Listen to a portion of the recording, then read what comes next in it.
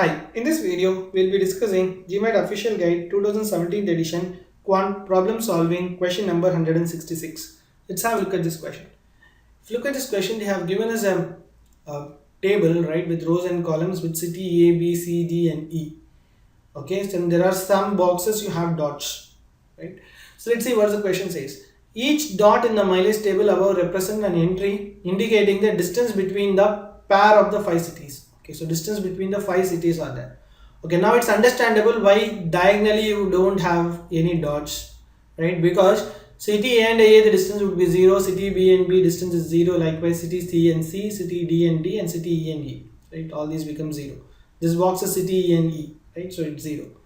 So likewise, city A and B already represented by a dot, the distance, right? So similarly, city B and A will also be the same distance. So in that case, we don't need to represent this by a dot. So in that case, whatever the above the diagonal, right? Above the diagonal, there are what 4 plus 3 plus 2 plus 1, so 10 dots there. So below the diagonal also there will be 10 dots, which is pretty much the same. So we can ignore the below 10 dots because this is city A and C, city and C already denoted here. City D and A, it's already denoted here. City D and E already denoted here. From the diagonal, it's nothing but a reflection, right? So it's just a mirror image here, right? So in that case, right, all these dots make sense now, right? Now let's see what the question further had to say. If the table were to extended to represent the distance between all pairs of 30 cities, okay, this is for pair of 5 cities, okay, if this has to extend for 30 cities, okay, okay, and each distance were to be represented by only one entry, okay, same condition, how many entries would the table then have? Okay, so how many dots the table would have? Okay, that's the question. Okay, so pretty simple, right? So we know that 5 cross 5, that is 5 cross 5 matrix here had how many boxes? Totally there are 25 boxes. Total there are 25 boxes because 5 into 5.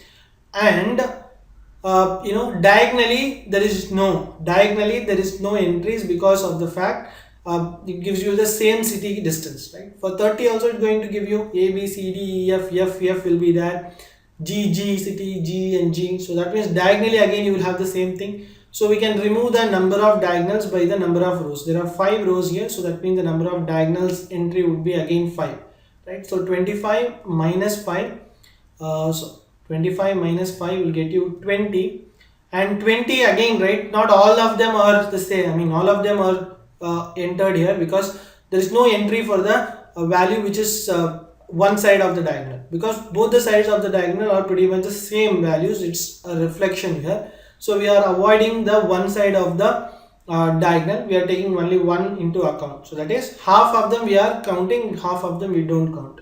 So that means 20 divided by 2 is nothing but 10, right? So if you count it, this will give you 10. 4 plus 3 is 7, 7 plus 2 is 9, 9 plus 1 is 10.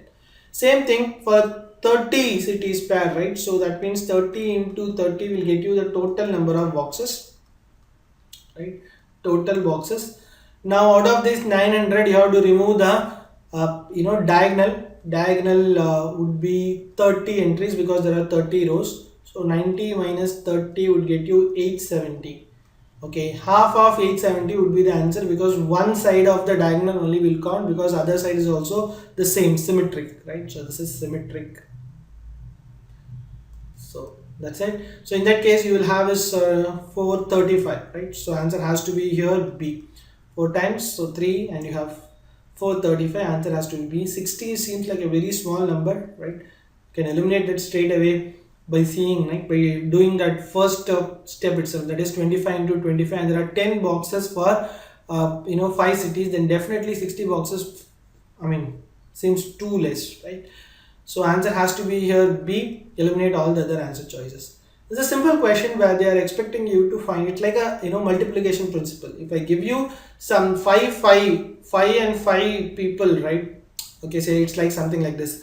Okay, so there are 5 boys and 5 girls in a class. Total number of ways to select one boy and one girl, right? 5 boys and 5 girls are there, and total number of ways of selecting one boy and one girl is, I'm saying, right, it is 25. Okay, I'm asking you, so what is the total number of ways if there are 30 boys? If I extend this for 30 boys and 30 girls, What is the total number of days? Of course, 30 into 30, 900, because for every one boy you have 5 options, for every one girl you have 5 options here, so 5 into 5, 25.